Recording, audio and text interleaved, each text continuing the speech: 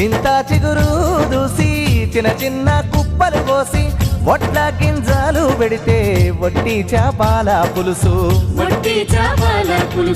వండుకుంటే చాలు వాడా కట్టంత వాసన ఆ రోజు లేడావాయేనా మా పల్లెలల్లా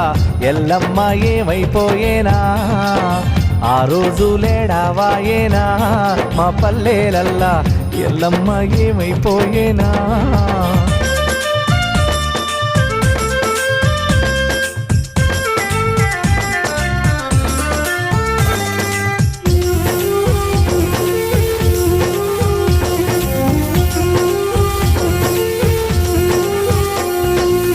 సిమసింత కాయలమ్మే సితుపల్క పండ్లు అమ్మే సిమసింత కాయలమ్మే సితుపల్క పండ్లు అమ్మే కందగడ్డతో పాటు కంది కాయుడికే సమ్మె